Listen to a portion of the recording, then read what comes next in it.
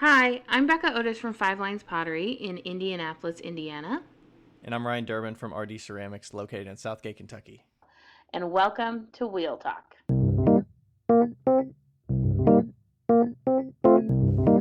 Hey guys, we've loved answering all of your questions so far. If you'd like to hear your question on the podcast, please send them to us on Instagram at Wheel Talk Podcast or by email to wheeltalkpodcast@gmail.com. Thanks.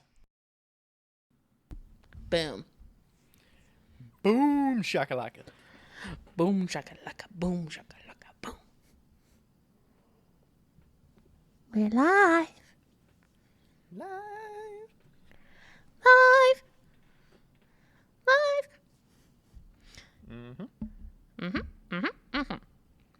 The Hi, cider Ryan. is getting warm. Oh no. I went to dinner before this and I I was with my friend and the lady was like, "Oh, wine bottles are half off." And I was like, "Fuck," cuz I really wanted to get like a cold soda. Like a cold pop, you know? Mm-hmm. Just like cuz they have like homemade pops there and I was like, "Oh, I want one of those berry pop, like berry vanilla lemonades or whatever." That's And a then pop. That doesn't sound good. Berry vanilla lemonade? I don't know exactly what it Berry was. lemonade I sounds don't think good. it I don't was know about the lemonade. vanilla. I think it might have just been like berry vanilla. I don't know. But regardless, I was like, "Oh, that sounds good." And they did have berry lemonade though. And That sounds good. and then I was like, "Well, they do have wine half off." And she was like, "Oh, that sounds good." And I was like, "Okay." And now I'm drinking water. Like really cold water. Was it specific, like house wine half off? Like by the glass? Mm-mm. Any bottle half off. So I brought the bottle home and then I forgot. It's in my car right now. I think I'm just going to see how it tastes at 90 degrees tomorrow at the farmer's market. Oh, God. That's going to be terrible. You never know. It's red wines. I don't know. Oh, gosh. Man, that thing is baking in there. It's not baking now. I mean, it's probably like low 80s out there right now. Yeah. Was it a screw-on lid or was it a cork? It's a cork. It's 86 degrees. Are corks going to pop out if it's in your car like that? I don't know. It's facing up. Okay. So. I wonder if that's a thing. Do corks like force themselves out if the bottle heats up? I would imagine because. Fuck. I should probably go get it out of my car. I don't know if it's going to be that hot, but I mean, that's a factor depending on how. Well, tomorrow it's supposed to be 92 degrees. Jeez. So, and your car is going to be what? 105.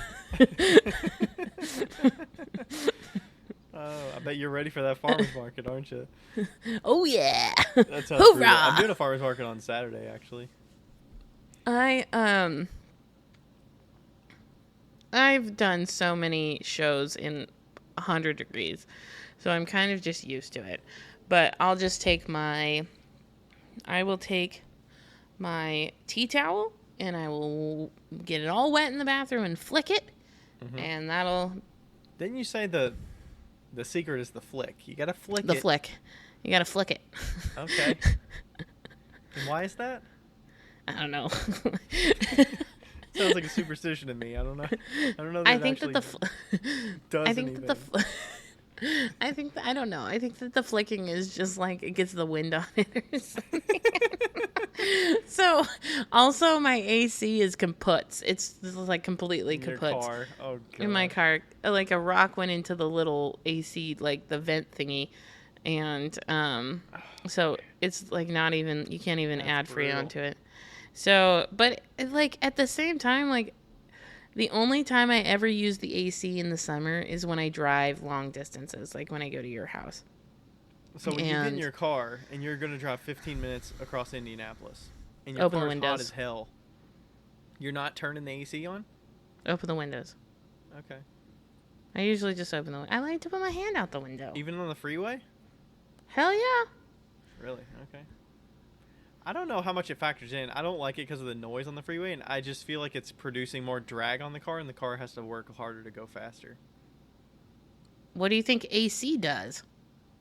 Well, the AC does, but how much is AC hurting your, fuel efficiency or what you're using with your car versus the drag that it puts on a car driving 70 miles an hour with the windows down. I think the AC is, I think you would find that the AC affects the gas mileage a lot more than the windows open. And then what's more comfortable? For me, it's the AC. Oh, for sure. For sure the AC is more comfortable. Did I ever tell you that when we went to whenever we went on camping trips when I was a kid, my dad is so fucking, so cheap that the only time we could turn the AC on in the truck when we were pulling the trailer was when we went downhill.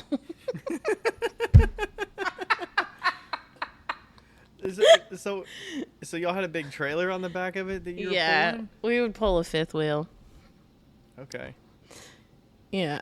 We've talked about fifth wheels before, but is it because you have a bunch of camping equipment stored in there and it's just not big enough to hold the truck's not big enough to hold your camping gear and all that? My parents are bougie. So we used to tent camp and then they were like, fuck that shit. We want a bed. Oh, so the fifth wheel is a place it's a to trailer. sleep in. Okay. Yeah. I gotcha. Yeah. It's not just a storage unit. Yeah, no. Okay. No. It's like an actual trailer, so. Okay. Yeah. I mean, I kind of get the whole AC thing when you're going camping because you're going to be hot as hell anyways when you're out there. And it's are you going to feel it more going from an AC car where you're like, I'm comfortable, and then you're like, it feels worse when you go out to the heat? Well, when you're pulling a fucking big ass trailer, he was like, we don't have enough. we don't. The fuel efficiency. We don't have enough bad horsepower. We have to turn the AC off. With the fuel efficiency pulling the trailer, the AC is like a quarter of a mile difference versus the. Yeah. This is the man that when he came to my house for the first time, he was like, "You don't have a microwave?" It's no, I don't have a microwave. And he was like, that is really inefficient. You should not be using your oven to heat up things. And I was like, Dad, I'm not getting a microwave. I don't want one. And he was like, oven? He went and bought me one. Because he bought me a toaster oven because he was so upset that I was using the oven to heat things up. I mean, I bet there's a lot of people these days that don't have microwaves because of the the risk with just heating things up in the microwave is probably not as good. Well, it doesn't taste as good, that's for sure. Toaster ovens and stuff like that. Yeah. Except for one thing I like heated up in the microwave more than heating up on a pan is a tortilla with cheese. Okay. So you put it flat and put the cheese on it? Does the bottom... is that just going to soften it, or does it... Yeah, it just softens it and melts it. Okay. It's not actually Well, actually, I've never really get good, heating up little mini tacos and stuff in the toaster oven. I feel like we always cook the tortilla too much and it gets crusty, and you can't fold it. So, it barely needs to get heated up. But it's Do you know how you can avoid that in the toaster oven? Wrap it in foil. Wrap them in foil, put them in there, and then and just let them after. sit. Because we put the meat and the cheese on top of it while it's already like that. Well, so you could fold it in half, and then put it in foil, so it's a quesadilla. Ooh, quesadilla. Okay. Quesadilla. Yeah. Okay. Maybe we'll foil. Foil definitely helps the browning effect in the oven. Okay. Good idea. I'm here for your cooking needs. Yes. Yeah. All right. So what's going on with you? What's new? Well, we did the backyard craft show this weekend, and yes, we did. Ryan, how much did you make? $1,200. Becca, how much did you make? $400. So, there was not as many. Half of mine was from 3 sales. So yeah, we decided that Ryan's a unicorn. He's a selling unicorn. There was 10 people that came to the whole show, and Ryan got them all. There's more than 10. There's probably like 100, but Yeah. It was not as busy as last year, but it was a lot of fun. We had a ton of fun still. And your mom made great salads, and we had burgers and brats, and and then yeah. And like I've just been making things and not working more than 4 hours a day, and gonna do a farmer's market tomorrow. I made some fancy cups yeah. today. So Are they all the same size fancy cups, or are you making some mini ones and some? I'm making some mini ones and I'm making bigger ones. And then I also made flat discs that I think will be fun for wall hangings. Yeah. And I saw that. or I guess they would be good. What are those things? The hot things? Trivets? Trivet, yeah. Yeah. I saw you put the hole all the way through it. Did you do all of them like that, or did you do some with like notches in the back? Or I wonder the differences of that. No, I just put the hole because the hole can be incorporated into the design. Oh, okay, cool. Yeah. And I just used a fucking straw that I got from Wendy's has strawberry frosties. I feel like I knew that, but They're new for the summer. Anyway, okay. Limited edition, huh? They're very good too. Does that account for your little frosty thing that you've got? Heck yeah, it does. Okay. Yeah. What is that? Is that you take that little tag with you on your keychain and you get a free frosty, or is it like 50 cents or? This is my frosty tag, and one free junior frosty per transaction, per visit, per key tag with any purchase. Offer expires 12/31/2022. Valid only at participating U.S. locations. So you have to purchase something in addition to that? Yeah. Okay. I believe so. So, and I got it. They always sell them like at the end of the year. Mm-hmm. It's $2. Who do you get that from? Wendy's. You just buy it directly from Wendy's, and it Yeah. helps their foundation or something like that. They usually donate to Children's Hospital or adoption. This one's for adoption. So. Okay. Yeah. What about you? What have you been up to?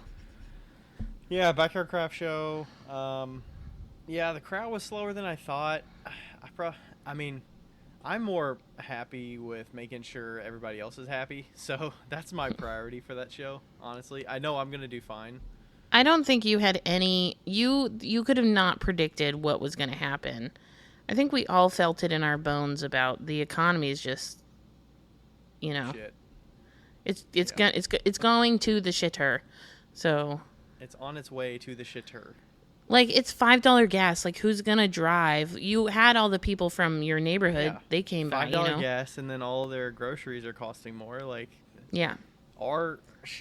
These shows, I think this has been a good, not just this show, but, well, mainly this show just kind of stuck it in my mind.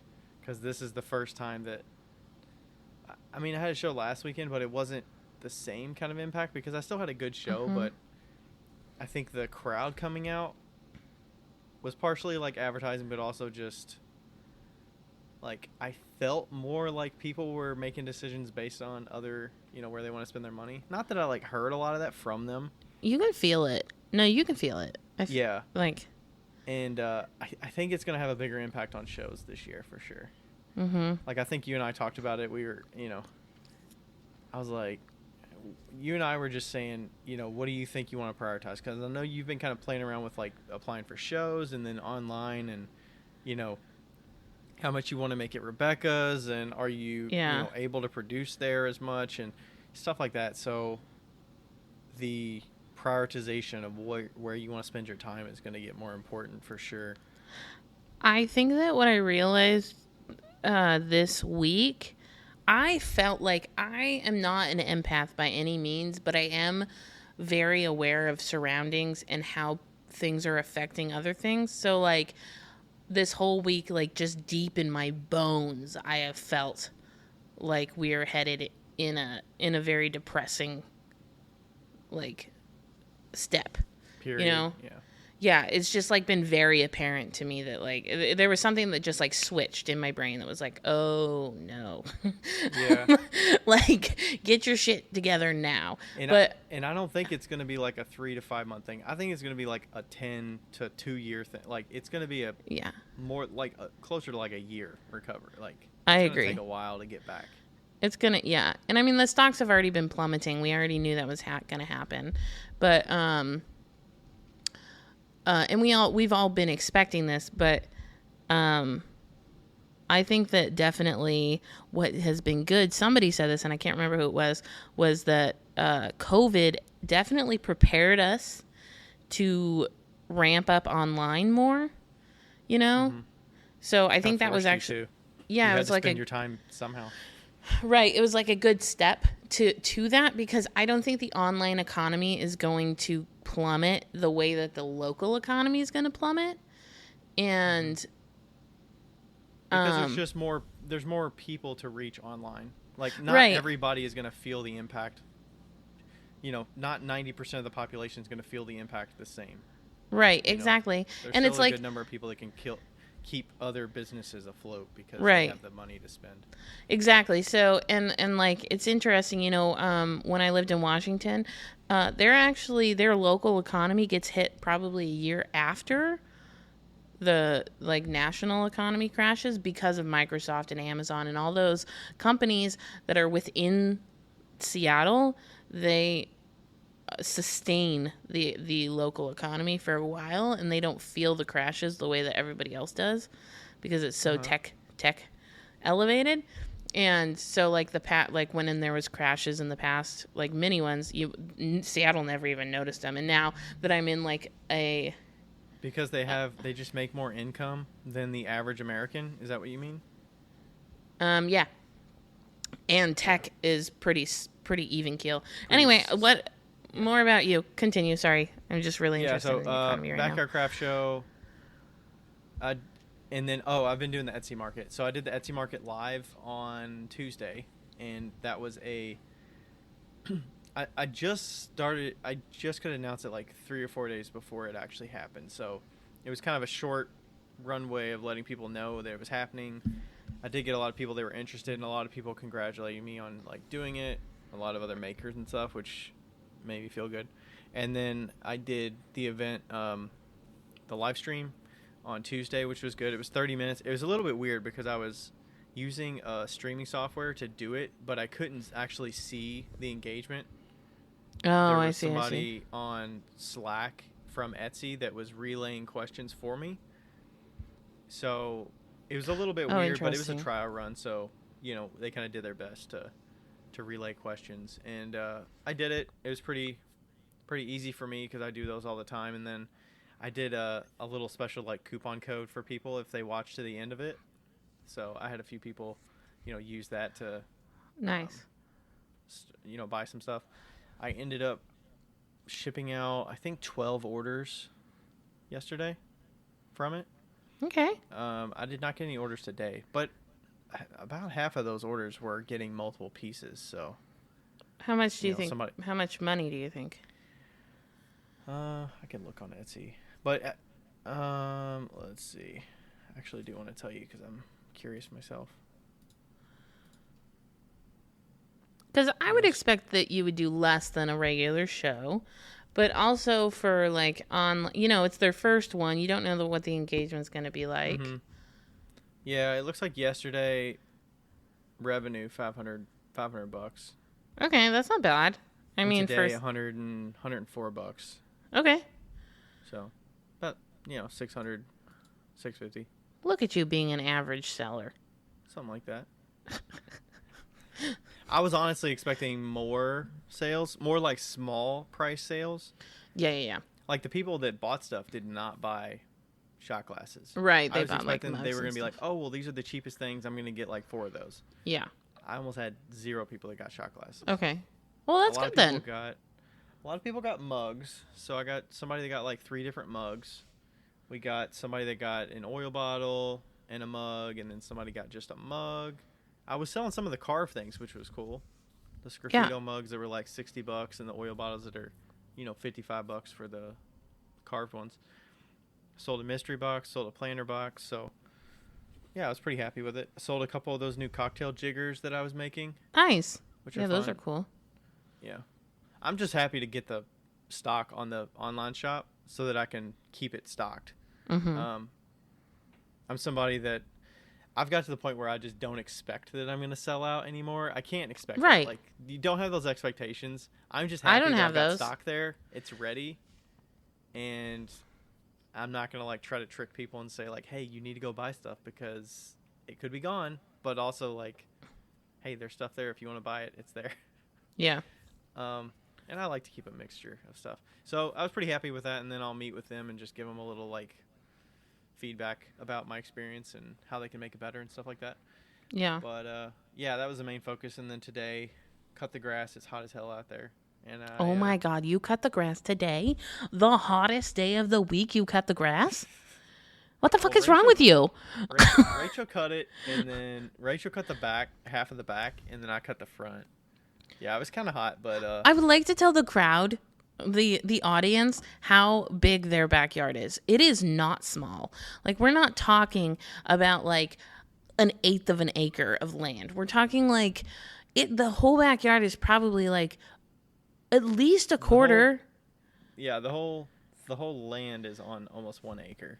Yeah, and it's down a fucking ravine. Like, it's like down like a fucking ski hill. Like, it's It's like I'm trying to think of the degrees. It's like 35 degrees. Yeah, you get winded walking up it. Yeah. Well, she goes side to side, so it's a little bit easier going up. But yeah, she cut about half the back, and then I cut the front. So we cut about the same amount of grass. But yeah, she was really winded from No shit. from being out there. And then I was like, well, this is my workout. Like, I'm not going to run today. So Yeah, that's true. I did run yesterday, and it's getting hot. Rachel's like, we might need to start getting up early and going before we like get going for the day. I was talking to Merritt, who works at Gravesco, and she's the only other person that doesn't have AC in her car. So me and her both don't have AC. And she's like, you know what? I feel like it's good. Like, I was like, because I was telling her if I found like a portable AC fan thing, I was going to get it for her. She goes, you know what? I think it's good for me to sweat it out. It's kind of like a sauna. Like, I'm not working out as much. So I just get in my car and I fucking like sweat it out. That's true. I mean, it is true. I've sweat a lot this week. Honestly, you do less of a workout, like distance-wise, and you're sweating just as much or more. So Yeah. It's like run less and you get double the workout, you know? Yeah. Oof. And I couldn't walk to the post office with all those boxes today, so I did have to drive those up. Oh, God. That would have been miserable. I did walk up there with a couple boxes 2 days ago, and it was like 90. You could not pay me $100 to do that. I would be like, no, I'm good. I'm good. I'm good. Well, I know I'm pretty much doing it, so I just cut down on my workout after work. So. Also, did we talk about how fast Ryan walks? Like, I don't think so. I was at Ryan's house and we walked to the post office, and Ryan is like a fucking speed walker. Like, I was like trying to walk with him and my legs are so little, and I like I thought it was me. I was like, why am I getting winded like walking? and I asked Rachel and she's like, oh no, Ryan walks so fucking fast. Like, she has to hold your hand so you walk slower. I'm a man on a mission. What can I say? You're like so little, and you're just like. I got places to be.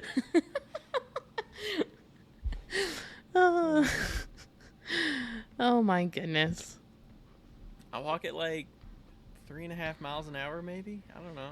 I don't know. What's the average mileage of walking? I'm thinking of like a treadmill and like what I would normally.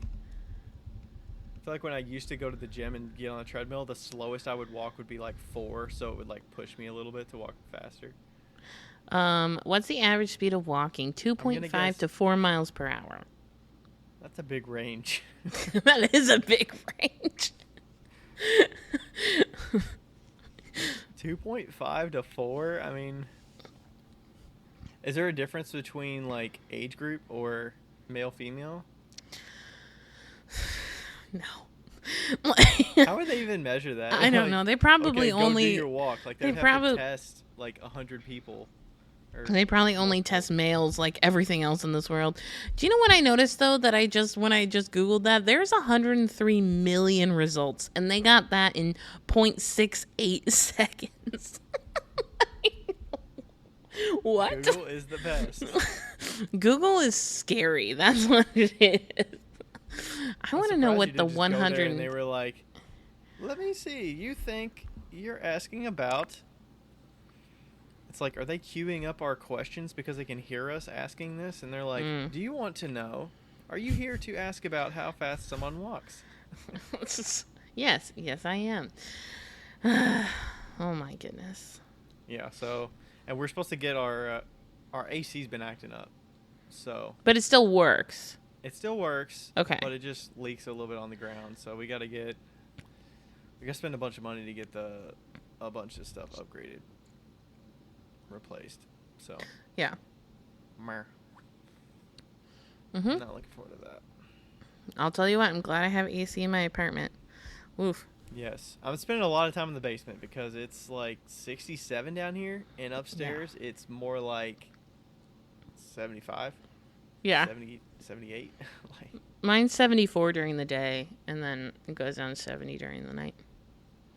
Man, I feel for those people that have studios outside their houses or like in their not insulated garage or.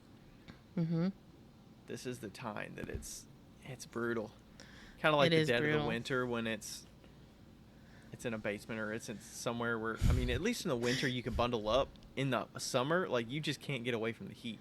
On Monday it rained and it was really fucking hot, and like I walked outside and I was like, whoa.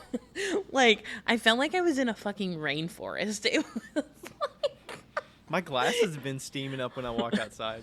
I know, it was like 100% humidity and it was like 92 degrees.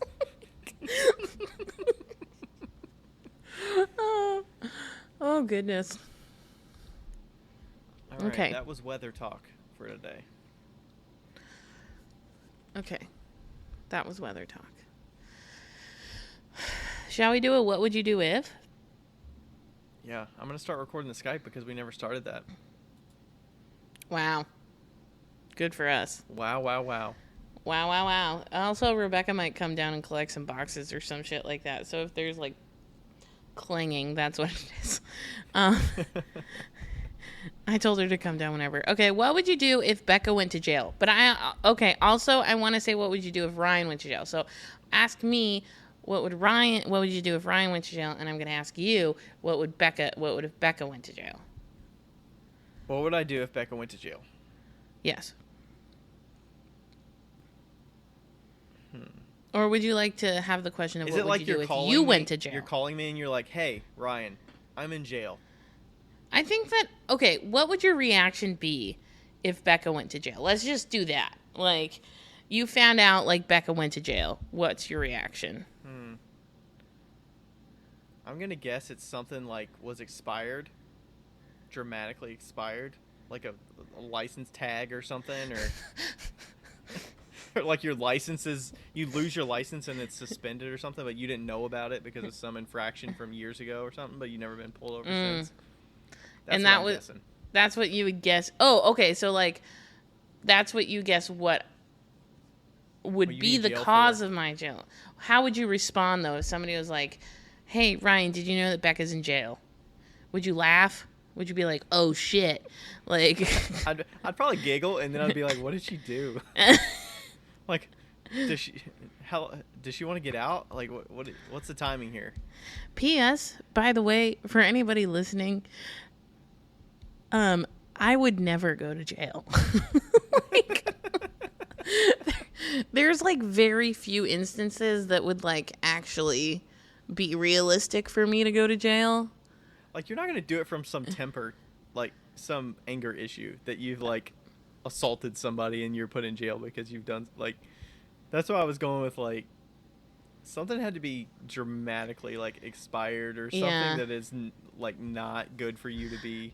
I think the only reason that I would honestly go to jail is probably for like a reckless driving speeding ticket. Like, yeah. like if you're doing that while your license is expired. Yeah, and it would be like I was going 100 in a 45.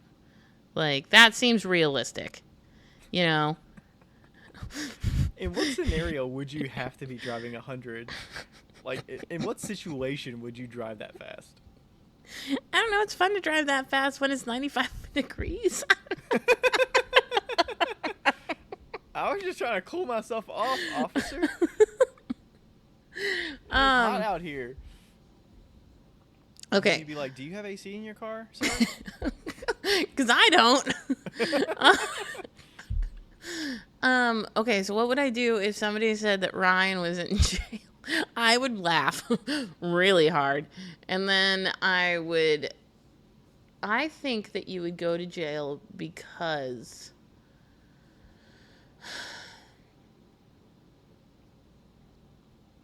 fraud. Absolutely. Fraud. Something money related. Yeah. For sure. For sure. Like attempted fraud or like legit fraud? Legit fraud. Oh my god. Or alleged fraud? Jeez. What does that say about me? I'm so money hungry that I'm... No, you're just really smart, so you think you could get away with it. Oh. I'm also like... I know some people say, well, we're such small fish, they're not really going to catch...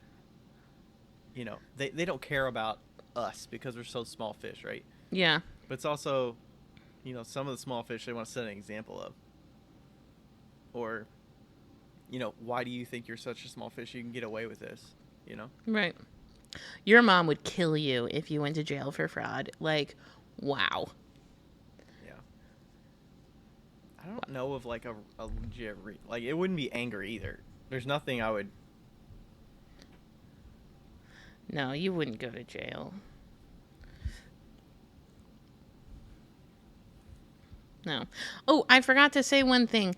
Deidre gave me my birthday present this week, and from like a month ago, and she gave me all of her old Tupperware, and it was great. You loved it. I'm really excited about it. Okay, I know she's listening, so I have to say that because I'm grateful. Because she listens. Yes. Okay, here's our question. Hey guys, my name is Kylie, and okay, I can't say it like that. Don't say it like that. It sounds like you're mocking her. I'm not mocking you. I just was thinking of, I was thinking of Trogdor. Anyway, hey guys, my name is Kylie, and I'm a soon-to-be graduate with a BFA degree specializing in ceramics. I currently have my own business as a ceramicist, and I'm trying to sell my work online and at pop-up sales. However, that's not financially realistic, especially now that I have student loans to worry about. Everyone seems to love my organic functional wear and sculptural work, yet I have a hard time selling it. Should I continue making the work I love to make, or should I start making more simplistic work that will more likely sell? Thank you guys for taking the time to read my questions. Love it. All right, looking up. Oh, it's KI Ceramics. KI Ceramics. KI Ceramics. All right, looking that up. KI Ceramics. Did you find it? Not yet. Kylie Smithline. I like that last name. Ooh, they are cool.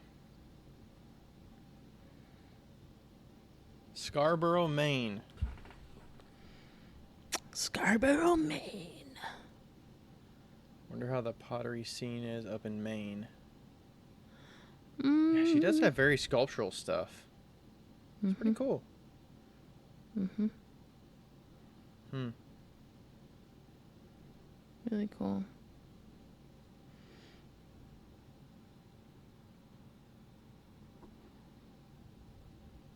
Neat. Sweet. Okay. All right, so I got a gist of kind of some of her stuff here. Yeah. All right, so graduate with BFA, ceramics. Let's see how long she's. Let's see, 425 followers. Let's see how long she's been on Instagram. Oh, here. you youngin'. You're 21 years old. Potentially. Young buck. A young Started buck. on Instagram 2017. Okay. I feel so awesome that I can now finally say, oh, you're so young. Because everybody's always said that to me. So now I just say it out of, I don't know. So it looks like she's been doing clay for about 5 years. Sweet. That's a good amount of time. Yeah. At least in my mind.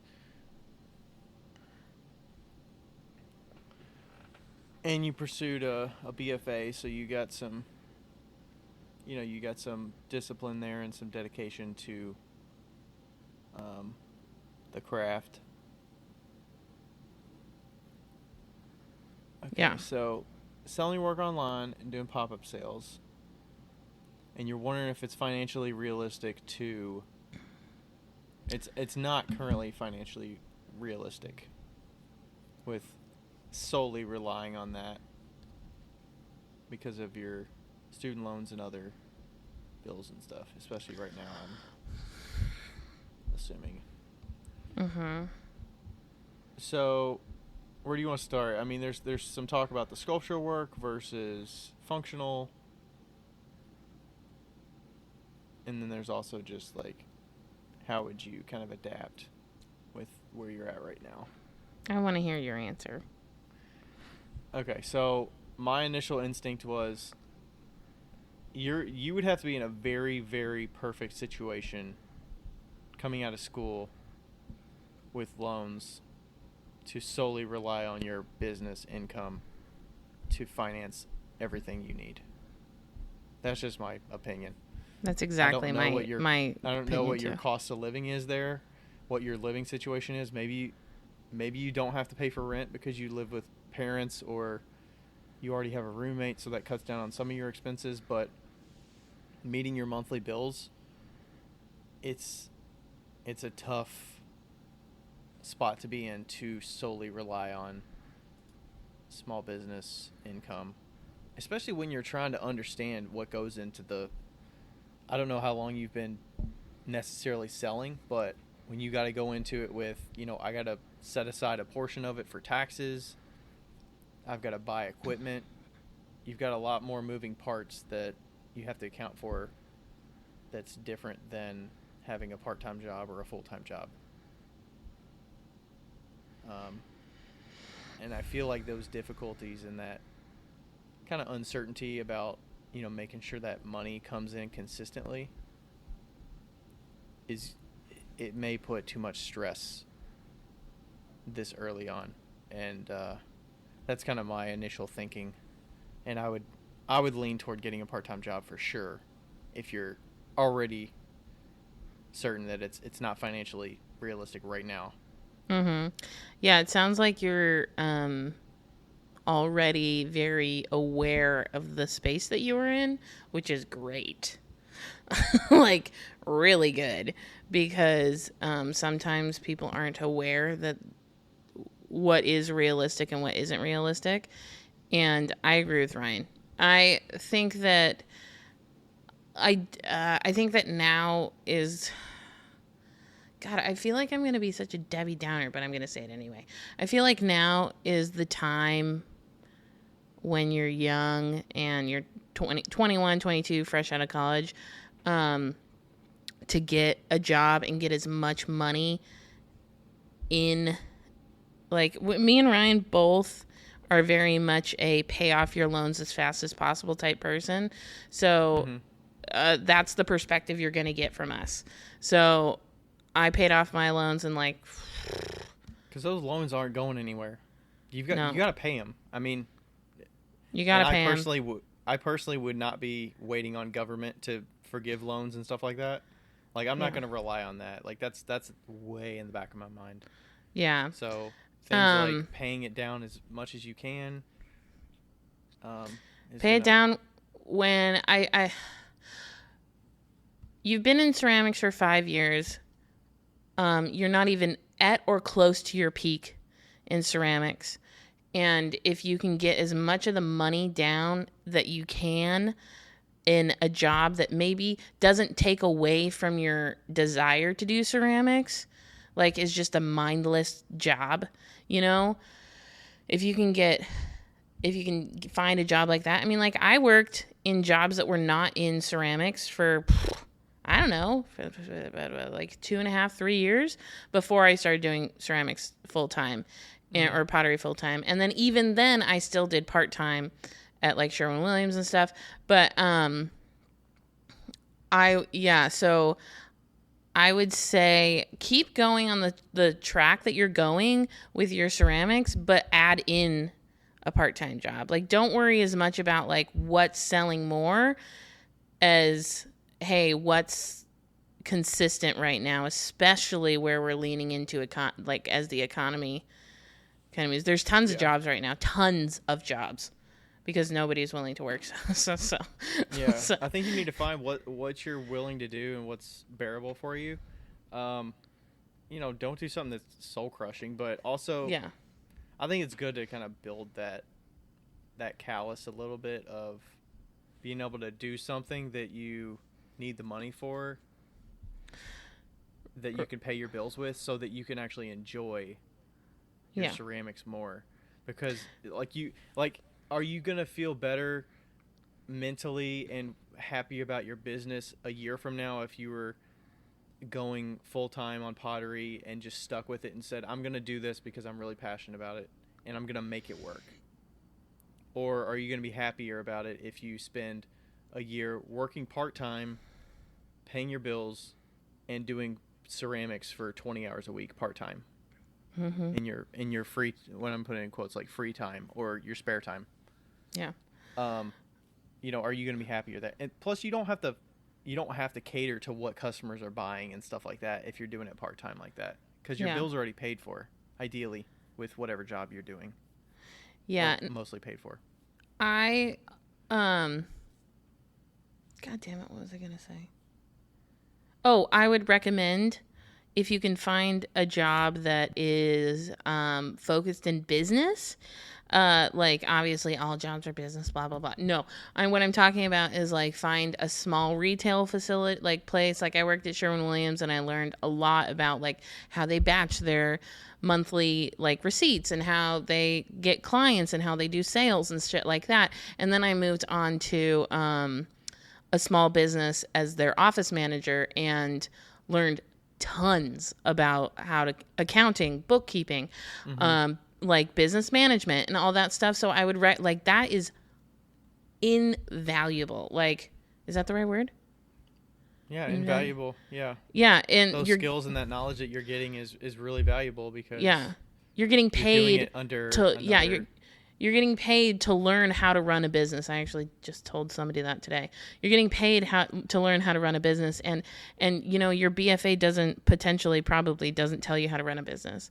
And so that's what I would probably recommend. I know we didn't really answer the question, but that's a good point though. I think so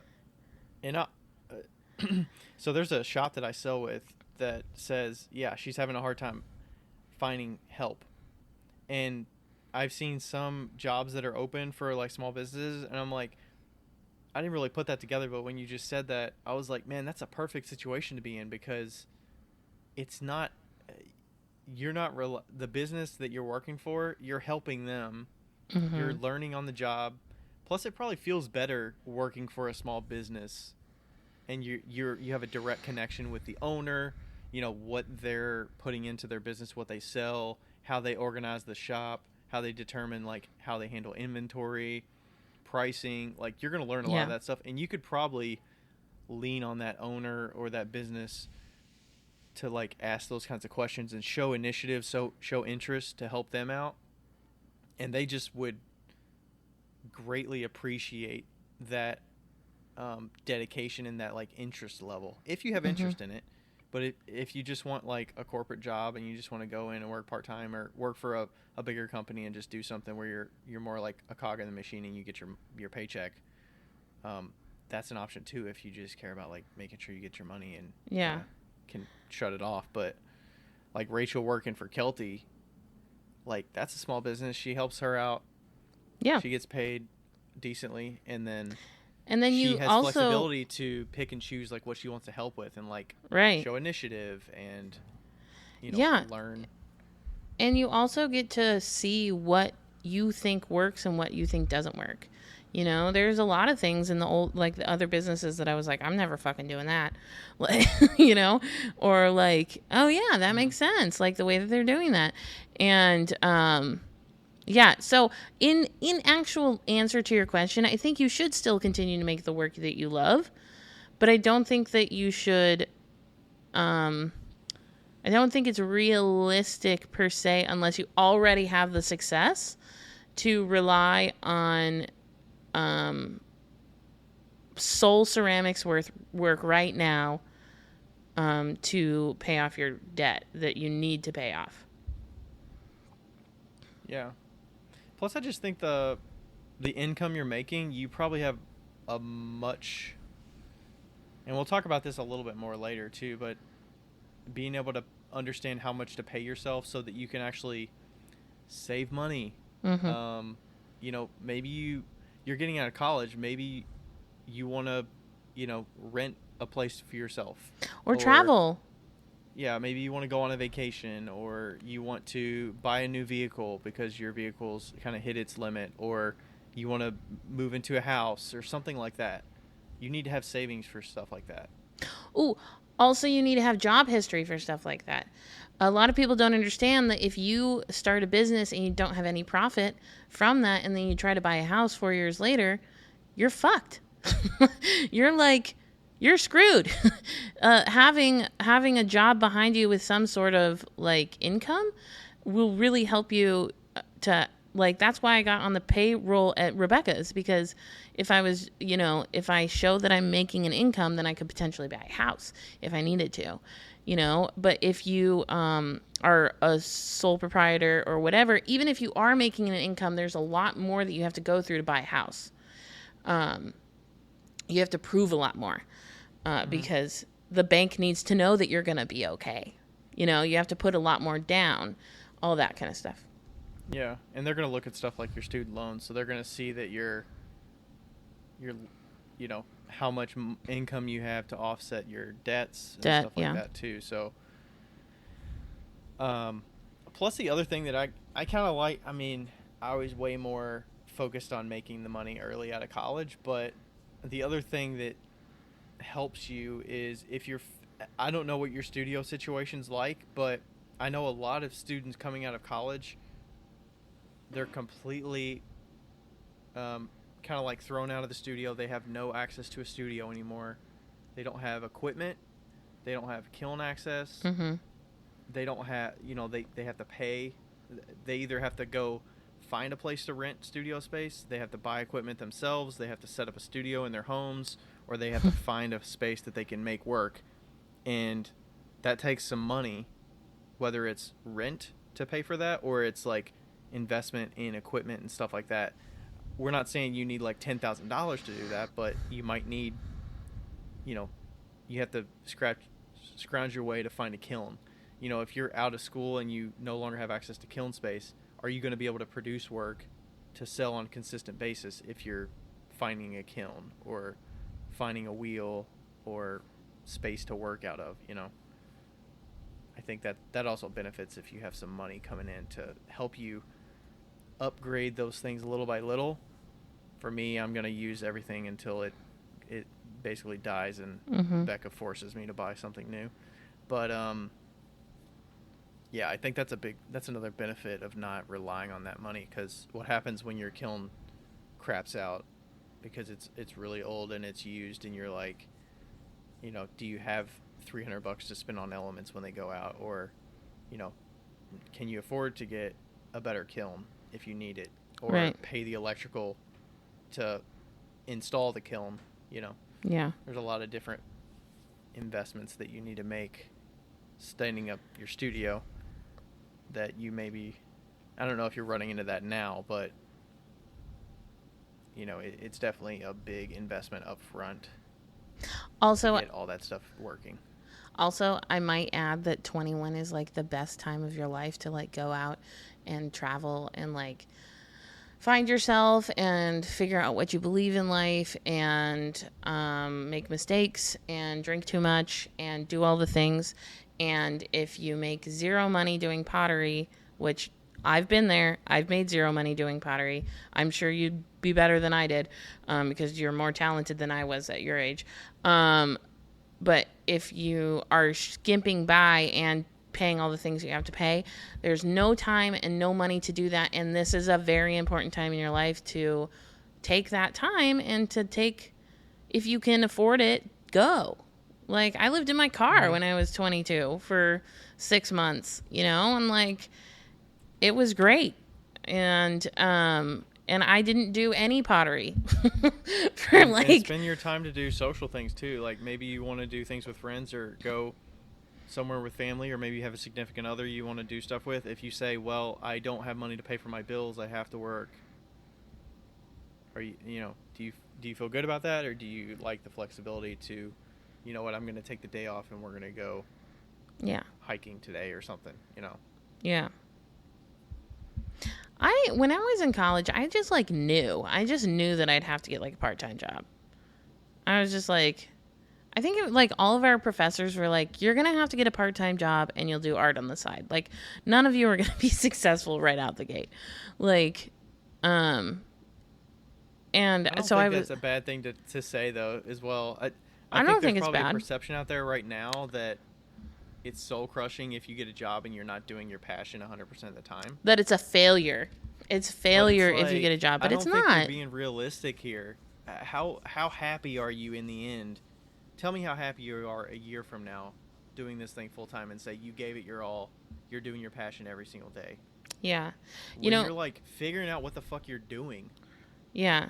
You have so much more, like we have so much more to learn every single day.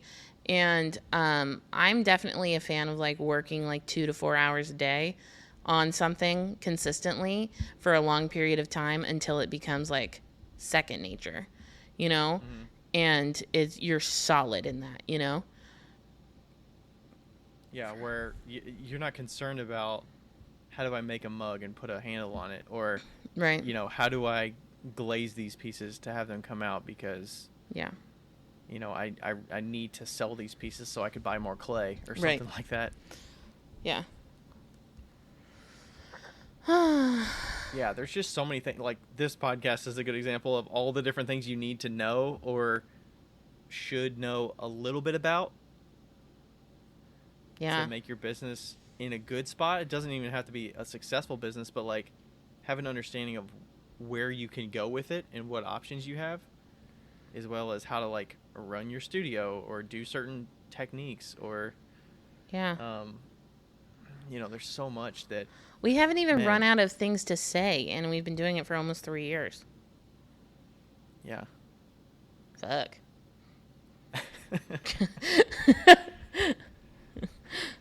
Yeah, there's just so much. Just my personality too, like the stress that I can just see being in that person's shoes, 21 right out of school and saying, "What do I want to do?" Ryan, you are not helping. Like, no, I'm just there's probably a lot of people out there that are like that, right?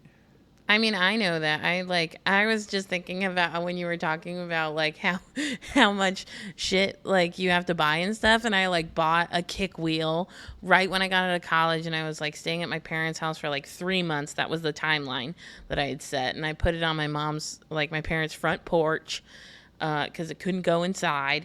And I would sit out on the front porch and like kick my pottery and like make pottery, and I had no kiln. I was just like making shit, like just making it. Like there was no. You weren't selling it. I wasn't selling it. I wasn't doing anything with it. I didn't know a goddamn thing. I was just like, I mean, like I said, you're in much better position than I was when I left college, but yeah, it was just like I like tried to get a job at AT&T and couldn't, and then I was like, fine, I'm leaving. Oh, that's when you left in your car and like. Yeah. Wow. And the Yeah, I graduated from college and I moved back home with my parents in Louisville, a couple hours from school, and I lived with them while I was dating Rachel for a couple years while she was finishing her master's degree online, and I set up a studio in my parents' basement. I had probably maybe a 10-foot by 20-foot space that I was working out of, maybe 15 by 20, Okay. and it was their like storage area at their house. The one with the mannequin? Yes. Okay. The mannequins weren't there yet. Okay. And I was using an old table that I actually have one of them here, but I was using an old table that my great uncle or something made, and I took a big piece of a cardboard from a TV box and I would flip it down with the cardboard side up, not the like glossy side, and I would wedge on that. That was my like wedging surface. And then I would throw on my wheel. I think I had one wheel at that time, and I was making a bunch of different pieces. I was making mugs. I was making tea bowls. I went into a big tea bowl phase, and I made a bunch of tea bowls, and like they didn't sell like at all. And then set up the kiln, had my crappy kiln, and got it hooked up and got it vented out. So, I did that for 2 years. And then Rachel and I got married. We moved out of Louisville up to Cincinnati, and I was in an apartment for a year, and I didn't have access to any of that studio equipment. I wasn't making almost at all. I still had all that stuff set up with my parents, and I would go back and forth probably once a month or once every few weeks, and we would go back to Louisville, and I would, take some time on Friday night and Saturday or Sunday, and I would spend time in the studio making here or there. I wasn't making consistently at that time. Yeah. And that's where I kind of learned about damp boxes and storing things, and it was kind of a weird time because I wasn't making consistently, and when I was back in Cincinnati, I was like, what do I spend my time doing? And I was playing a lot of video games after work. That's when I like went and drove Uber and Lyft for a period of time because I didn't know how to spend my time after work, Yeah. At the apartment. It's it's interesting. I didn't get to let's see. I didn't have an electric wheel. My kick wheel stayed at my parents' house. And I kind of just forgot about that. And I was doing like painting and stuff when I was on the road. And then when I got to Washington in 2013, I found a studio down on the water about a block away from my apartment that I had gotten. And it was like I just painted, I didn't. One time I squirted paint over the wall into the neighbor's little. You told me about that. Yeah, in the I don't little know if cubicle. it was on here, but I think it was, but that was like the most mortifying moment of my life. Anyway, especially since it was neon pink. But like I remember like seeing a ceramic artist in that studio space, and I was like, I don't know if that's possible. And then I didn't actually buy a wheel in Washington until 2014, because I started taking classes, and then I realized that I need my own wheel, and then I set it up right next to my bed. I was in a 1-bedroom apartment up a like skinny staircase. I remember like carrying it up the staircase by myself. It was terrible. And like traveling 30 miles to get my pieces fired. Yeah. Like I knew in my bones that I never wanted to transport pieces to get fired and stuff. I had to. Yeah, I could have set up a wheel and brought it back to Cincinnati and worked out of my apartment, but it was like carpet floors. It was our spare bedroom. Yeah. It was my office I worked from. Like, it would have been tough. Well, at that time when I was working at Bruning, like doing classes at Bruning, that's when Starbucks contacted me and I started doing the order for Starbucks. And I had now 300 pieces that I had to make for Starbucks, and I didn't have a wheel. I didn't have a kiln. I had all of Bruning's glazes, and I like had their glazes and stuff, and that's when I got the wheel. I remember like sitting at Discount Tires getting my tires changed, and I was like, fuck, I gotta get a wheel. Mm-hmm. Like, wow, it's just crazy how things like progress. Mm-hmm. Oof. And now I can't imagine not spending more than like 3 days without being in the studio. or working on something, you know. All this to say, I think that you should give yourself time. Yeah, don't feel like it's a rush. I think it's good to be in a state where you can kind of make what you want, see what sells. But Yeah. don't that early on, I don't think you should be making decisions solely on what sells. I think you should kind of figure out what you like to make and like what style you want to go in. Yeah, you're What still in glazes you the like. Yeah, you're still in the experimental stage. Like you're still in the stage that's like fun. You know? Yeah, that's a period right out of college that I was using, cone 6 to 10 clay, and it wasn't vitrified, and I was figuring out what glazes I liked and which ones I didn't like, and narrowing in on you know, the color combos I liked and what forms I was doing, and then figuring out how to sell and set up booths and getting all that equipment. So that was a time. That was an interesting time for like 2 to 3 years. It's crazy that it lasted 2 to 3 years, and I was like, man, that must have seemed like such a long time, but it wasn't really that bad because we spent actually a lot of that time was spent because we were building up to planning the wedding and stuff like that. That's probably why I was so invested in the wedding planning and things with Rachel. And we probably did more social things at that time too. Played a lot more video games, but yeah. I also have something else to say, Kylie. If you're listening, we don't know if you are. But if you're listening, don't become super jealous of the people that become famous immediately. And I'll tell you why. You have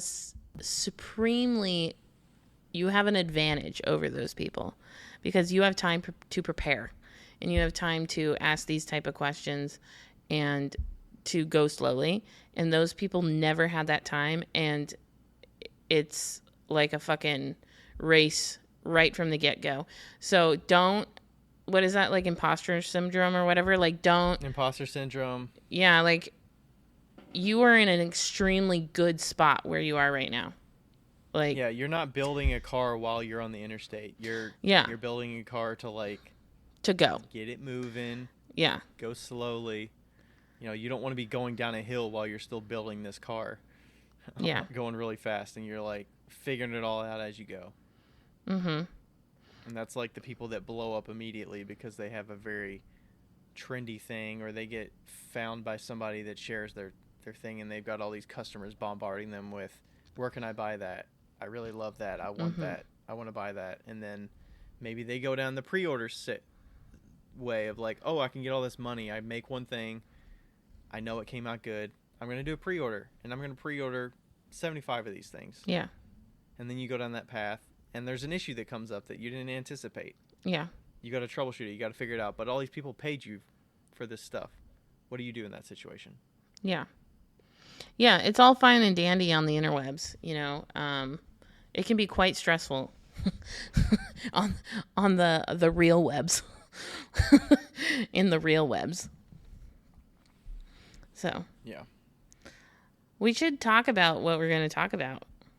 Sure. What's the topic? The topic actually kind of relates to this, and so we'll probably just kind of like continue in, but it's what we want to talk about is paying yourself a livable wage while doing pottery, or just a consistent wage while doing, like, in your business, not even pottery, but in your business, paying yourself consistently, so you have, quote unquote, a paycheck, and what that looks like, what it requires, what like kind of boundaries you should be setting for yourself and shit like that. Yeah. I made a video earlier this week about that because I started working for myself, as a breaking from Graves Code just a little bit. I don't know if I'm going back or when I'm going back. So I will be paying myself $800 every Friday, not including last Friday because I got a paycheck. Um, Yeah. oh, I was like, what is that sound? That's I was Rebecca. like, it sounds like somebody's coming in there. She's coming in. We know that you're coming. You're good. Okay, so what? So I've decided to pay myself $800 with the goal of making $1,100 a week, so that I have $300 ish for taxes and all of the other things, like expenses and shit. And that $800 is based on your bills. It's not accounting for other income Yes. outside of that. I mean, you weren't initially doing that, but you were expecting to have other income besides your Oh, pottery yeah. income, This right? is just based on what I already make. So, like, I probably make a little less than $800 every month, but with gas being $5, you know. So, this is something that I did not do at the beginning of my first business venture. When did you pay yourself a certain amount every month? Yeah, right? I just started paying myself probably about 9 months ago Okay. consistently. And the way mine's set up, my business is a doing business as. It's not an LLC or whatever. So it's all my money in the end anyways. Right. You know, when we do taxes, it's all our income, whether I put it in my personal account or whatnot. Because technically I can take whatever income that the business has and put that in my personal account at the end of the year once I've already paid taxes and stuff. Right. But I did start paying myself just to get into the routine of taking money out of that account on a regular basis so that when I do eventually go full time, it's not going to be such a dramatic Change. jump Yeah. of like looking at the bank account and all of a sudden I need to start taking out, let's say $2,500 a month or something like that. It's not going to be such a hit because I've already been taking out a portion every month from the business. And really, I could look at my like spreadsheet of income and expenses on a regular basis and look at how the business is doing, but a lot of it I just look at the checking account for the business and kind of see where it's at and how it's trending. Yeah. If it's going down dramatically, if it's going up dramatically. But today I pay myself $1,750 every month. That's not too shabby, Yeah. And that's definitely not enough for you to live on. No, I don't think so. No, it's not. Because it's not enough for me to live on, and I can live on a lot less than you. So, and it's really, yeah, and I don't, in our personal accounts, we don't need that money. Yeah. It's just a way for the business to give to me as like a return of saying like, hey, you've been doing all this work. You deserve at least $1,750. I think we month. actually talked about that in a podcast that you needed to start doing that. But like I also like when I did the video, somebody was like, how do I start doing this because I'm not making enough to like pay myself full time or anything, but how do I kind of like lead myself into that? And I was like, I think that it's like what you're doing where it's a lot less than what you actually need. Or like even if you're not making a ton, if you just set aside $100 every month and treat it as an expense, like you're like, okay, instead of paying $100 for clay, I'm paying myself $100. Like it is a straight up expense. If you think of it that just way, mentally, not on your books. You don't write it on your books as an expense. Right. It's an owner's draw on your books. But if you just mentally think of it as an expense, it's a lot easier to take it out and to like budget it and to quantify it, and then you can gradually like make that more and more and more. Like for me, I don't have a choice. Like that income is not coming from anywhere else. You have to take it from the business or else you got to go find another job. Yeah, exactly. And that is exactly what will happen, so like and you're not doing yourself any favors to say, you know what? I can't afford to. But it's like, is your time not worth anything to you? Right. Is your effort that you've been putting in it? What are you putting all this effort in for if you're not going to take anything out for yourself? Right. Yeah. So like, I mean, I did go a few years not taking any money out because I didn't need the money. right. But now I'm to a point, it's more for like my own, I don't want to say pride, but like my own, I don't know, what's the right word? It's kind of like paying myself back, like investing in myself. I'm kind of using it as a way to give Yeah. it back to myself, and I'm Yeah. investing in myself. That's a way for me to feel good about like what I'm doing for the business is something that is worth some financial amount of money. Yeah, and I think that what's really important for me when I'm taking out a certain amount of money, and the reason I did it this way is because I have a straight like I have a budget. You know, like I transfer a certain amount of money into my checking account every month, and a certain amount of money goes into my rent. And that budget is solid. You know, it's like it's not changing. Like I'm not changing it Until your grocery prices change, and then you've got to keep a little leeway in No, there. no, no. I'll just eat less food. So the I'll just drive less. I'm gonna get a bicycle and ride out there. Honestly in though, 95-degree weather. I have been looking at the bus fares, and that might be my future. But there you go. like, Does it save yourself on gas not having to drive to and from Graysco, and you're driving to and from your studio? Is that a similar? I think they're pretty equidistant. Okay. But I mean, they're so not far. It's like 1.3 miles or something. It's just Okay. It's, Yeah, that's not too bad. Or not even that. It's maybe 3 miles. I don't know.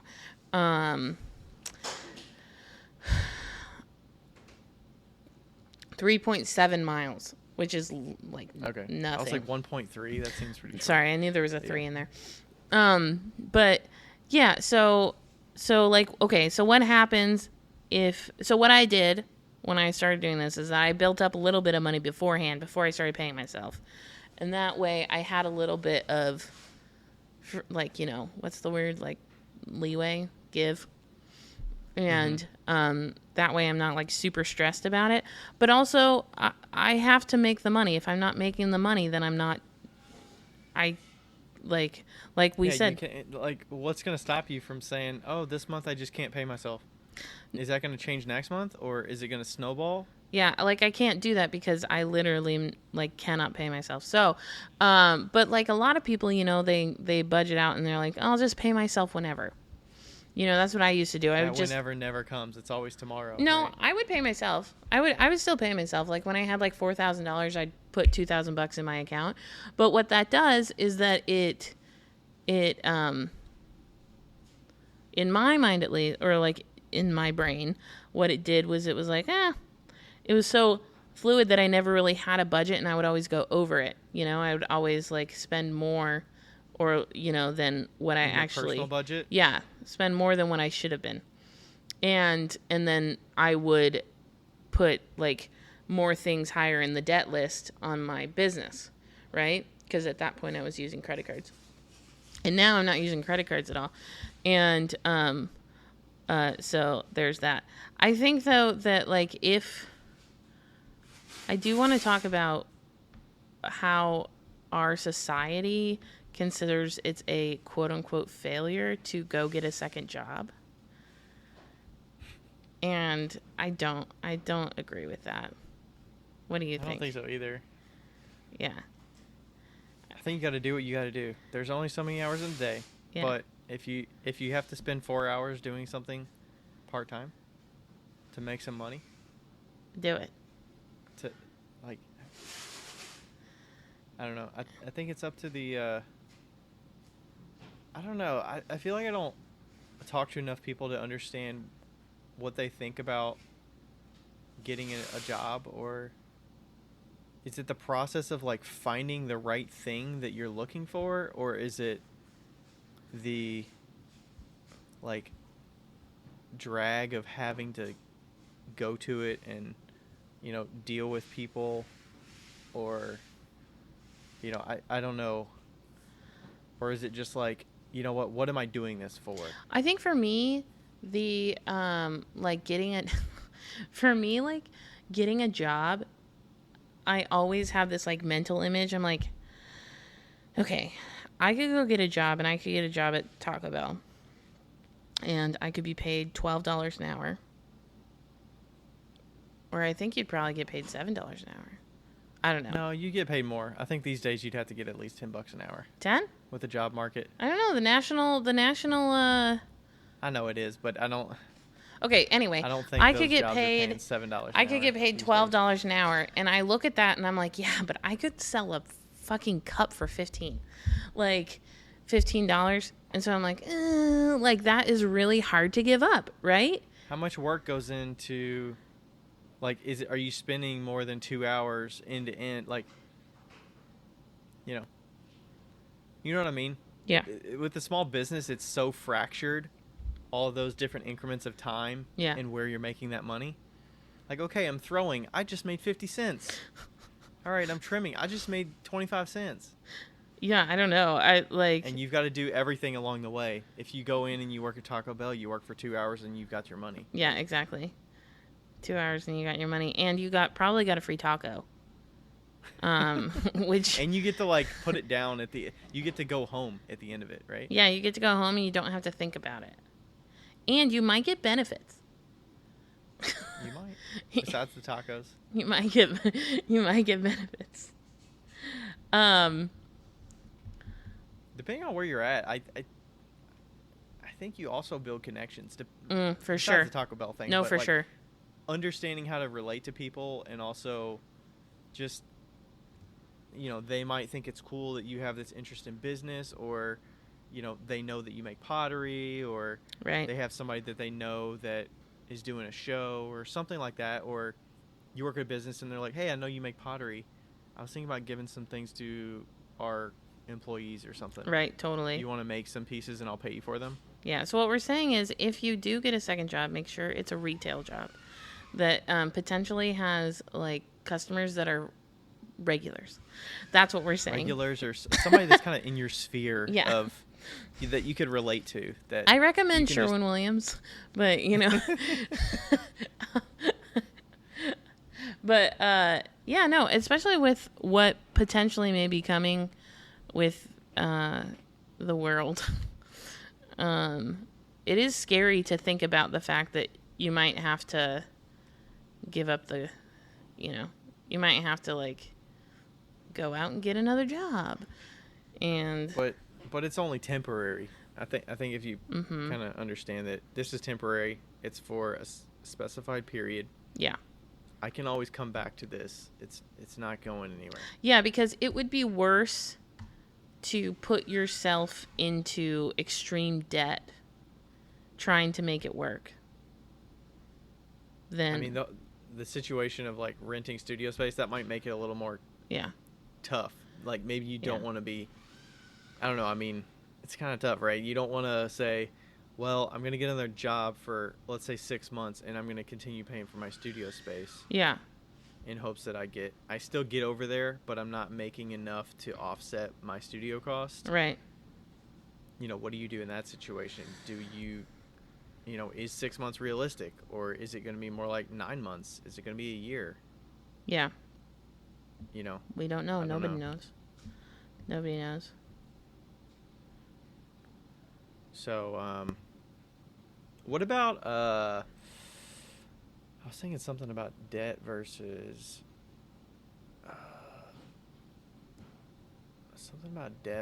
paying off stuff. So, what about the whole paying yourself versus paying off debt? What does Dave Ramsey always say, Ryan? Does that factor in with whether you would pay yourself or not? It depends on where the debt's at, but if we're talking, and also if it's like student loan debt, you're technically paying yourself to pay for that debt. So a portion of that money that you're paying yourself is to pay off that debt. But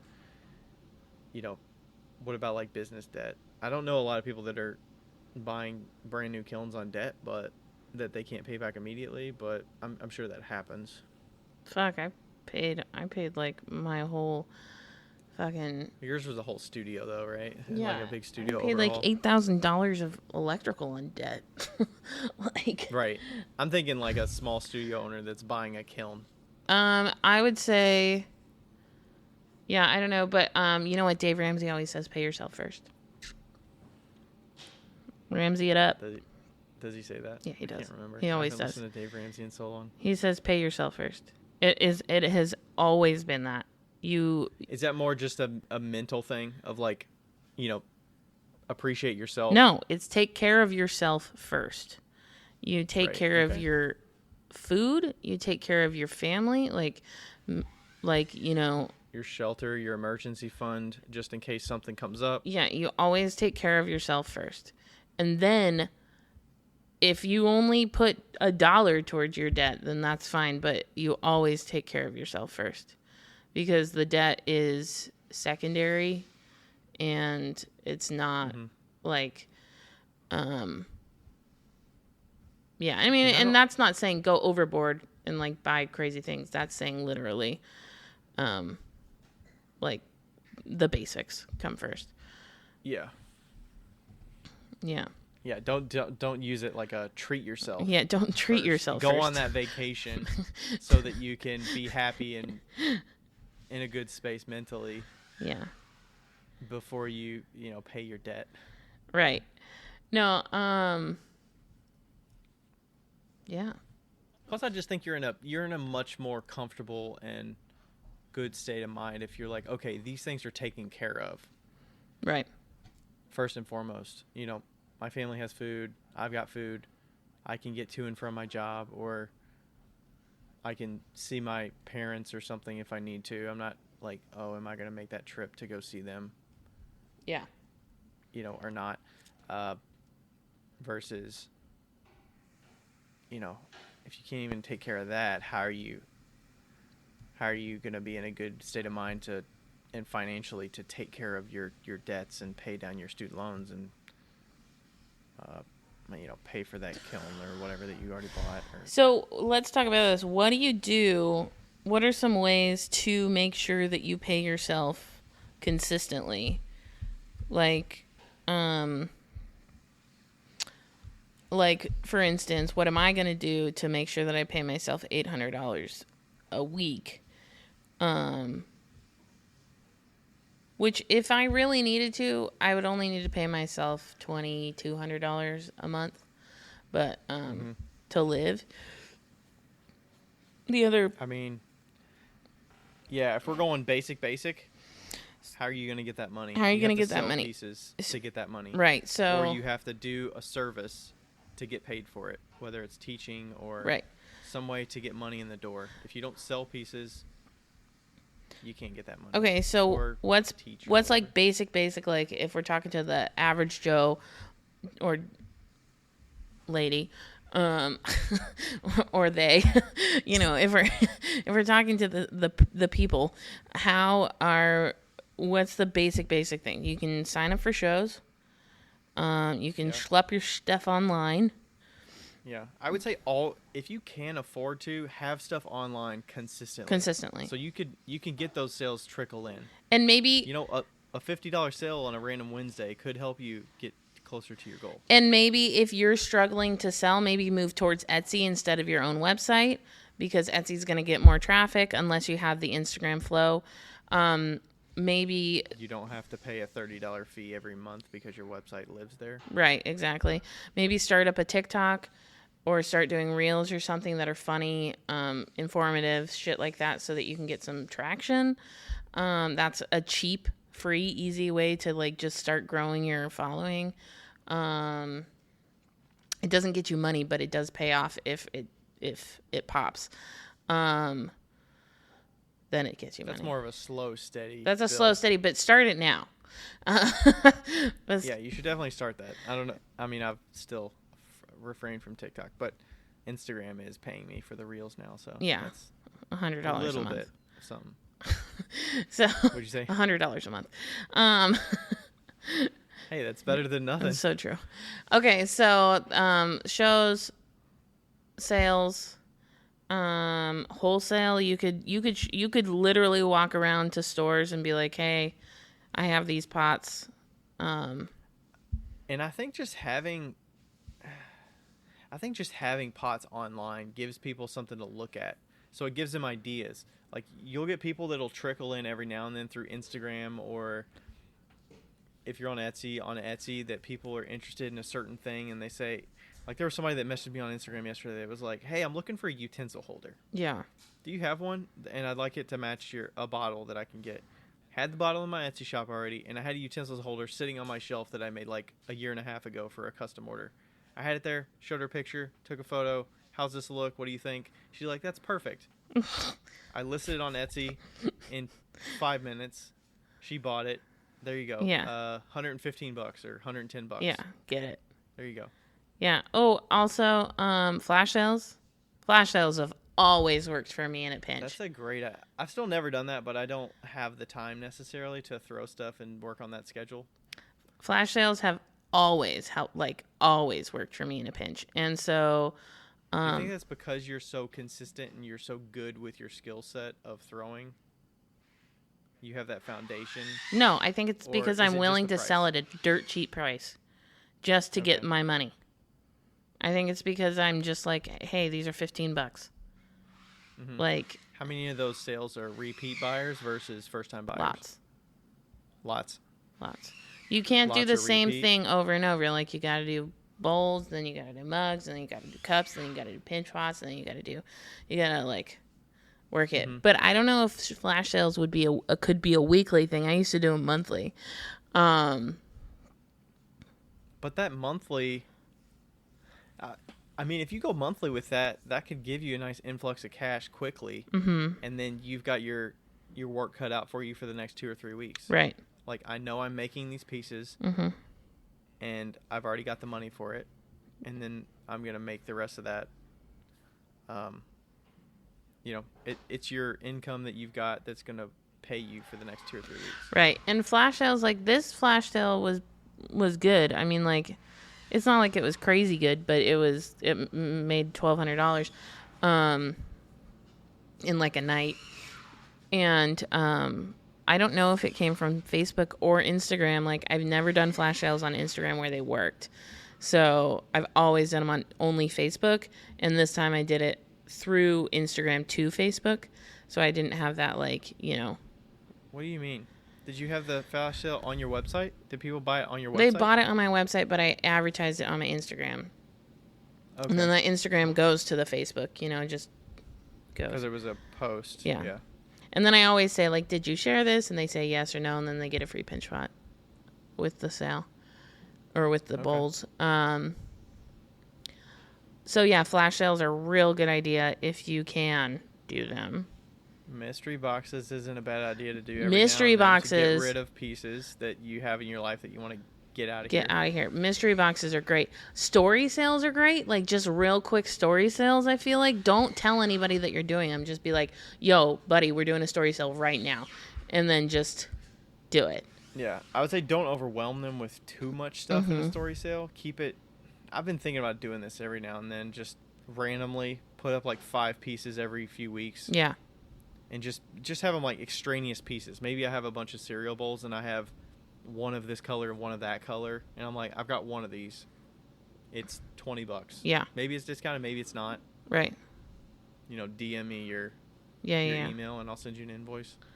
Yeah. I think the consistency, building something consistently to get people thinking about your stuff, and just keep you in the back of their mind. Not that you have to be selling every single day, like always coming at your posts from a selling perspective. Yeah. And I think that's what's fun about the mugs every Monday is like it's consistent. It's a way to boost other people, but people look forward to it. They're like, I love seeing whatever you're gonna pick out this Monday. Plus, it's like the background's really cool. Yeah. And it just gets a lot of traction over time. Yeah, for sure.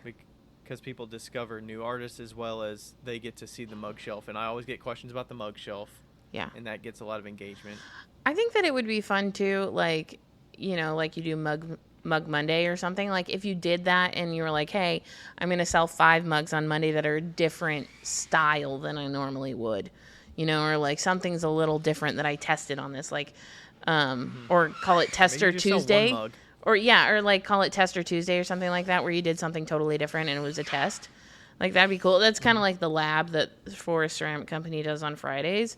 So, but it's like more of like a small, you know. Yeah, just set that goal for yourself. Like, Yeah. I know when I start my week, I need to post a thing on Monday. Yeah. I set my own goal. I have to do that. I'm not going to skip a day. I did skip a day because I was out of town or something one day, or I was sick. But, yeah, just build that consistency and show up every single week. Just do it. It doesn't have to overwhelm you, but Yeah. hey, anybody could just put up a piece every single week. Once a week, you just put up one piece. Mm-hmm. Hey, that's a sale. Maybe that's a $30 sale, or maybe that's a, I don't know, $70 sale. Right. You know.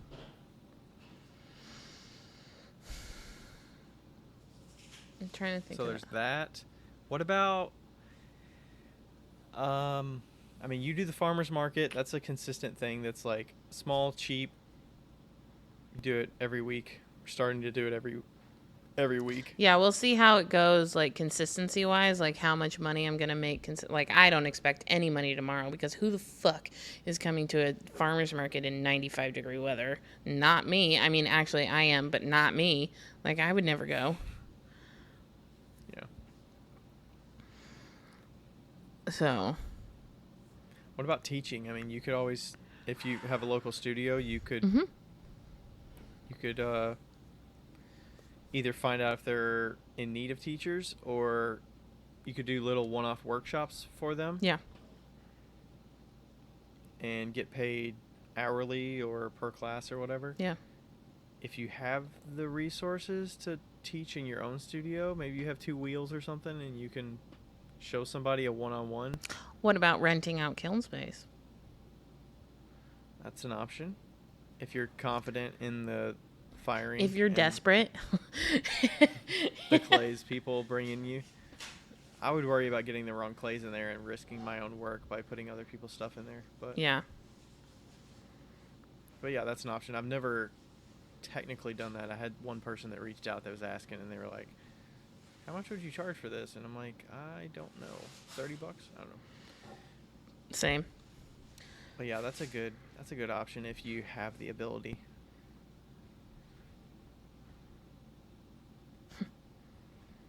What about services? Like, I would say somebody early on, they might not have the ability to offer services besides like teaching, but maybe there's some skills that you can offer, whether it's like social media skills or something like that you could get paid for. And it doesn't necessarily, that doesn't necessarily mean it's under your business, but it's something that you have the ability to share knowledge about that you, I don't know. I'm starting a Patreon. Yeah. Do you want to talk about that? I guess. What's going to be on it? I'm thinking about doing. I don't want to cater to entry level people. Sorry. I have no interest in telling people how to center their clay, but I do have interest in telling people how to better center their clay. So I'd like to do like shorter videos of efficient movements and like things that I've done over time that's helped me with my speed, because really if you can work fast and well, as we say, time is money. So like, I mean, like right now to get to that goal of $1,000 a week, I should only have to work 4 hours a day. Like, you know, like ideally. And with a few like, hey, like, please buy this shit from me because, you know, but from your patrons, or you're talking about just the general public, and then the patrons are getting just the general public. The patrons are potters getting tips. Yeah, and so the patrons would be potters getting tips, and then I'm gonna like work on this stuff a little bit more, but it, you know, like just little stuff like, hey, make sure your putting a hard line on your bats so that they come off smoothly, or you know, when you're pulling out a bowl, make sure you go wide, like as a Y, and then you can move it out. And like I did that video with the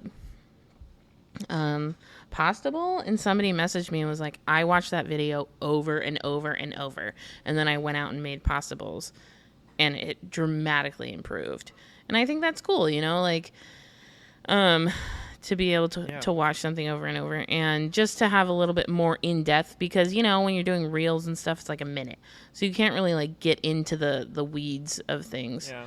And like, you have to skip stuff that doesn't look as visually appealing. Right. And your voiceover can only do so much. Right. And like, if you know, it's like, why am I getting S cracks? Well, are your bases even?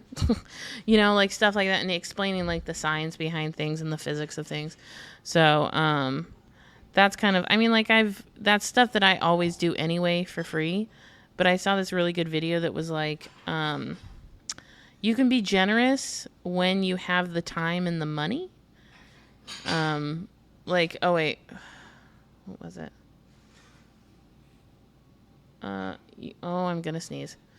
So you can be generous. Anyway, I don't remember, but I don't know. But it was. That feels like me. That's like, I don't even want to go through the logistics of figuring out how I can collect money for education, when it's like, I just want to give it to you because you have the time and the money. Yeah, like, exactly. And if you don't have the time and you don't have the money, then you need to start charging for things, you know? And up until this point, I've had the time and the money. And, well, you know, I still do. But it'll be nice to just, you know. Plus, there's also a benefit for people looking for those really intricate things, that they can go to a central place. Right.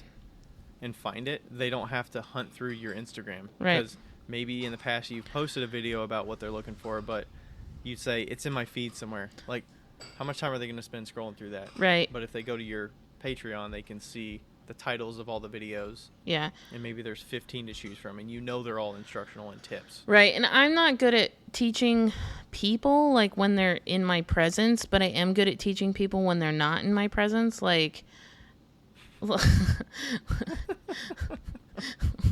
like, I can relay the information online quite well, and if nobody's talking, very one-sided. Yeah, if nobody's talking back to me, I'm doing great, you know. But if I have to deal with people that are like, I just can't get this, and I'm like, well, that's because you're stupid. Then I can't do that. So so Becca's not here to baby you. I'm just gonna drop the tool off and walk away. So I think that'll work well, and also I do feel like, other than Danny Meisiger, there's very few people that do Patreons for people that are already experienced, or do like class setting things for people that are already experienced, and I mean, what you're doing is basically going to be like if someone paid for a workshop. Right. It's just little trickles here and there. Mm-hmm. Yeah. And yeah, I'm just excited about like teaching things that are like, could help somebody who's been in clay for 10 years, you know? Mm-hmm.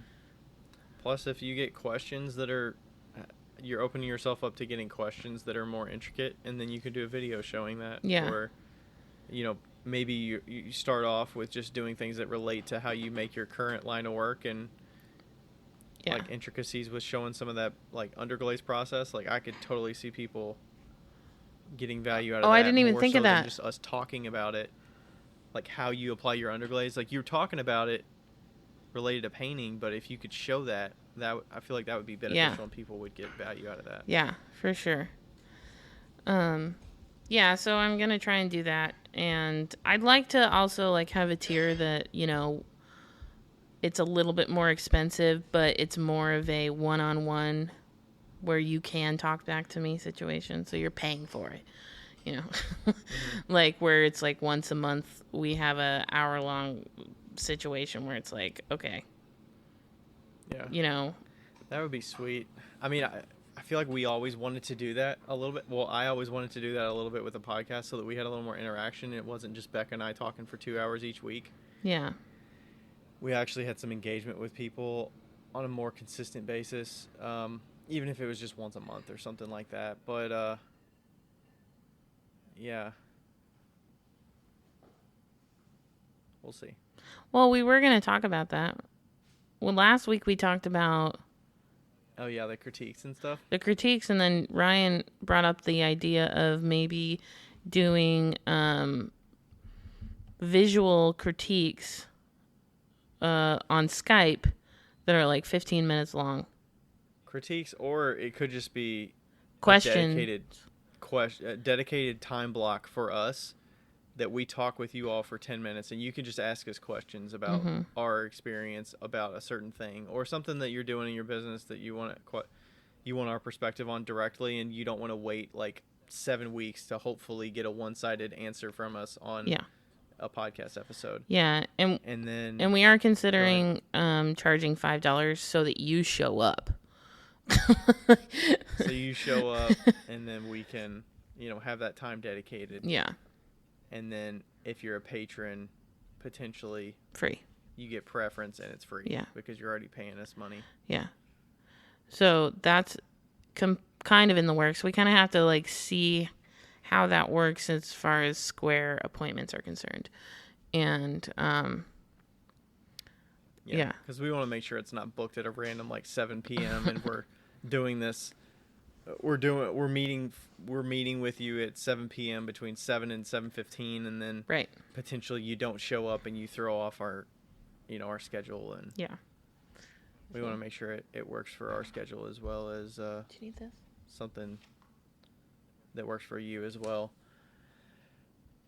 But yeah, I think there's so many people out there that you could get education from, right? And paying for that access for a very specific skill set. And if people have shown that they can do a certain thing, is it out of the question that somebody would pay you $5 or $10 to get intimate time to just talk with them about stuff? Like, I feel like that's probably more attainable for some people. Maybe not early in your career, but if you're at a point where you maybe play around with it. Yeah. I feel like, and I feel like I can finally say this with, well, I've been kind of like leading up to it, but finally saying this with confidence in the sense that like, I am qualified. Like, I am qualified. Just generally. For what? Just to teach people and to give advice. On pottery. On pottery. And small business. I would say more on pottery than small business, but I do want to get my business counseling certificate. Business coach. I think that'd be fun. Mm-hmm. But yeah, like it's nice.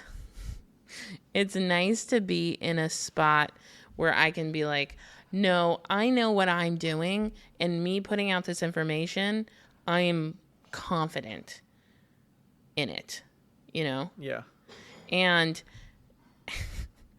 I was thinking today, like I gave some information online or something, and somebody was like, well, that doesn't work for me.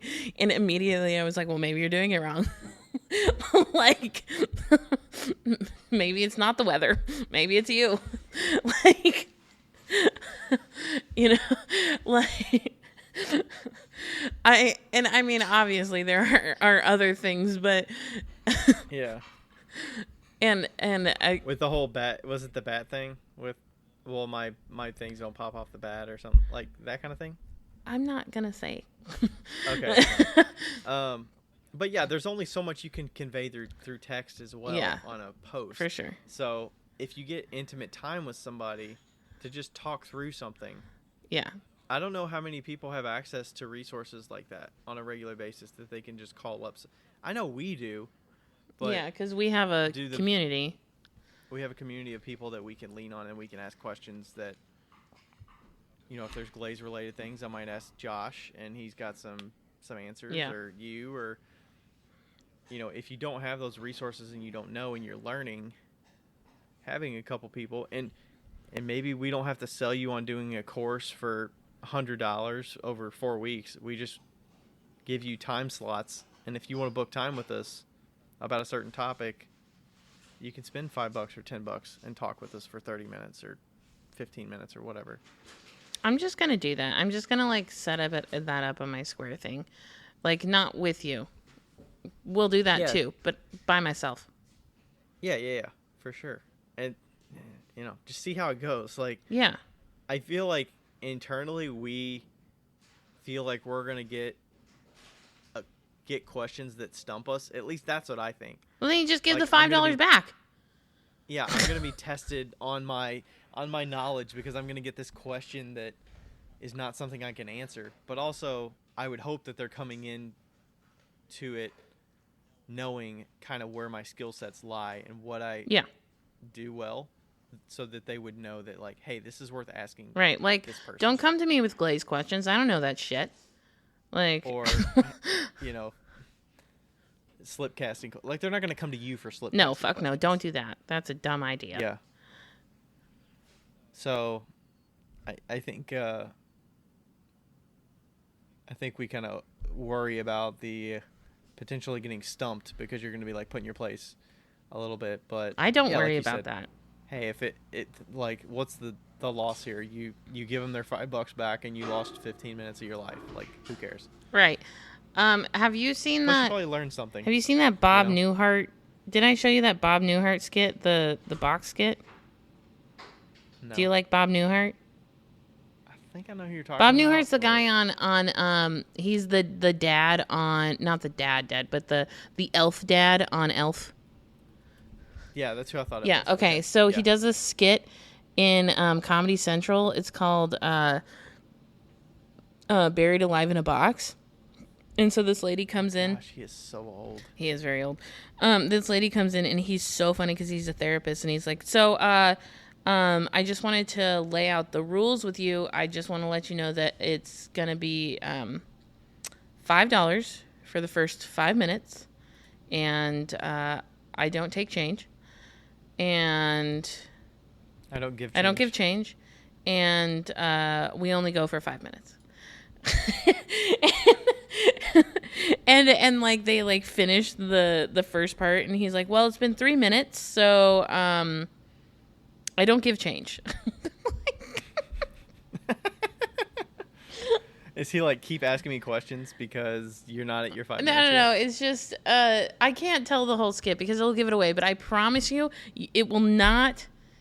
You will not be upset if you Google Bob Newhart buried alive in a box after this show, or just pause it right now and do it right now. It is hysterical. It's called Buried in a Box. Buried in a Box. Yeah, it is hysterical. If I was a counselor, I would be Bob Newhart. And so anyway, can I? Okay, I'm gonna watch before we leave, because I feel like we're kind of done, aren't we? We're getting there. We're at an hour and 47. Can I tell you my dream last night? Oh, this will book in the conversation. Yeah. Okay. Yeah. So if anybody doesn't know, please don't analyze my dreams because they are not analyzable. This is because of a drug that I take. I have crazy fucking dreams. Okay. So I can't. I always. Are there people out there that analyze dreams? Tons of people analyze dreams. Astrological stuff. Tons of people analyze dreams. They've been analyzing dreams since the Bible. So I always text Aletha in the morning my dreams. We have a little dream chat going on. Anyway, okay, so I have dreams, and they're called uncomfortable situation dreams. So they're not nightmares to me, but they might be to a 6-year-old. So this dream, I was in a white building. Everything was white. And it was like a cult / slave situation where, not slave, I guess, yeah, cult /